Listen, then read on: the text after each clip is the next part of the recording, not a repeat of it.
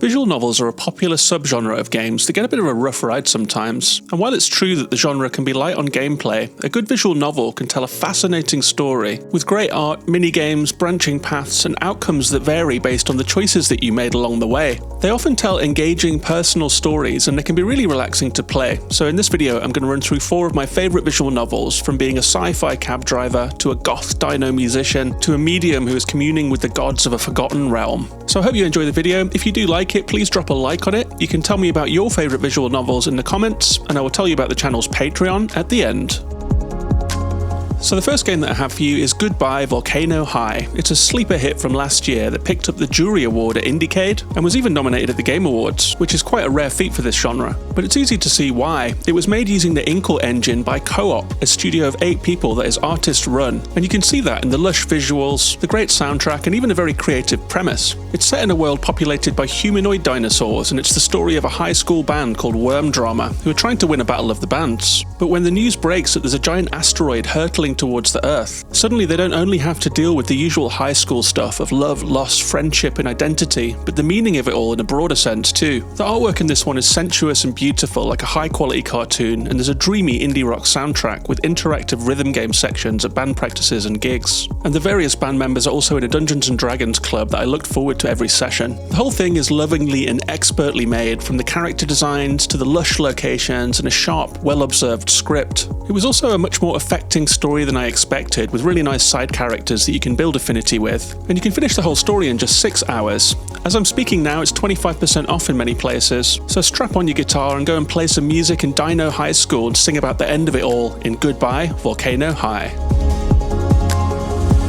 The second game I have for you is a lovely nighttime experience called Coffee Talk, and this one has a super solid premise. You play as a late night barista in a 24-hour coffee shop. You make drinks and you chat to customers about all kinds of mundane and crazy things, which sounds normal enough, but there's a twist, because your clientele is made up of fantasy creatures, from a werewolf that needs a certain drink to stay calm, to a game dev orc with a crush, to a catgirl pop star seeking some peace. So there are loads of different customers all seeking solace in the coffee shop. All of their storylines are really engaging and fun, and you'll get different customers on different nights. You slowly get to know them, and you look on from behind the counter as they get to know each other. And as you whip up drinks for them and get to know their preferences, they will share all kinds of thoughts. They'll share their troubles, their dreams, their predilections. It was really fun getting to know them all, and it's always fun when a new customer came in and sat down at the bar, because you just never know what they're going to say. I found there to be something really engrossing about the mix of the mundane and the magical, and the 2D pixel artwork is really nice. There's also a perfect burbling coffee house music soundtrack that I found pretty relaxing too.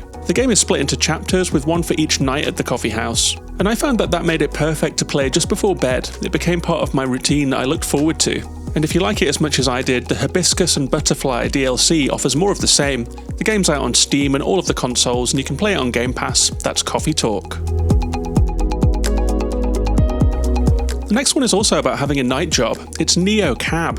In this one you play as a night shift cab driver who arrives in a sci-fi city in search of a missing friend who they've arranged to meet up with, but who is nowhere to be found. Like in all these games, there's a bit of light gameplay. In this version, it's light budget management, as you have to choose where to refuel your cab and where you will sleep each night. You also have to go and pick up customers, and you will get regulars, and they all have their own stories to tell. As you drive, you look at them in the rearview mirror and you have conversations. Much like in Coffee Talk, talking to people is a really cool way to find out what's going on in this world. There are elements of choice here too. You have to decide which fares to pick up when you get several calls at once, and sometimes it's a choice between maybe landing a big tip or finding a clue about your missing friend, but sometimes you might just want to deepen your friendship with an interesting client. So there was something to the choices, and it was fun navigating them between having money for a nicer hotel and being well rested the next day, or trying to make progress in the story. And as well as this personal tale, there's a meta story too about the city that you're living in. There are some big things going down during the game, and you get to play a role in it, not least a corporate AI cab company that's taking all your work in true cyberpunk style. It's another game that plays with mundanity and drama in a really nice way. The story has a really satisfying conclusion, and you can reach it in just 4 hours. It's a short and sweet game with a lot of atmosphere. That's Neo Cab.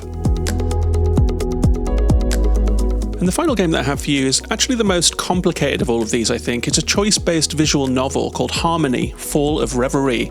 It's developed and published by Don't Nod, who've been making some really excellent games lately. And they're also no stranger to choice-based games, having made the original Life is Strange and Tell Me Why. And if you like those games, you might just like this one too. It has really nice illustrated art with nicely made characters. And the soundtrack is by the legendary Lena Raine, who made the soundtracks for Celeste and Chicory. So it looks and sounds great, and it also tries some ambitious things with the gameplay. You play as Harmony in this one, a character who can commune with the gods from a parallel world called Reverie. And these gods appear to you in visions, and they advise you on real-world actions. How you choose to proceed will affect your affinity with each one, whether it's the peaceful one, or the combative one, or the authoritarian one, or the crazy, hedonistic, drunken god. The choices that you make and the affinities that you decide to prioritize will start to shape the community in both worlds. And I really like this system. It's like you have a soap opera going on in the real world in a sort of sci-fi city, and then you go into sleep, and then you get this dream world where you're speaking with the gods in strange, fantastical places. The game also has ambitious themes. It touches on hope and chaos, capitalism and mysticism, and the power of collective belief. So it does quite a lot, but it isn't a perfect game. There is a system of seeing where your choices will lead that is supposedly mapping out into the future, but I found that part didn't quite come off right.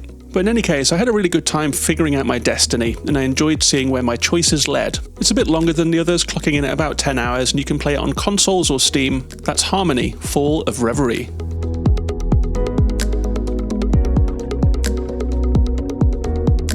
So I hope you enjoyed that video. Those are 4 of my favourite visual novels. And I'm not a big expert in the genre, those are just the ones that appealed to me, and I'd quite like to play more, so if you've got any visual novels that you like, or if you're a aficionado of the genre with thoughts on the things that I've said, then please let me know in the comments. As always, likes and comments are really appreciated because this is a young channel and they help the videos to rise up through the algorithm. You can of course subscribe to the channel for more videos like this, and there is a Patreon as well, so if you would like to support the channel more, you can go to patreon.com/gaminginthewild, and for as little as $1 a month, you'll get behind the scenes notes on how I make the videos, you get to see the scripts that I use to make them, and there's a patron-only Discord where you can talk to all the other members of the community about games. Link in the description for that, but for now, take care of yourselves and each other, and I'll see you on the next one.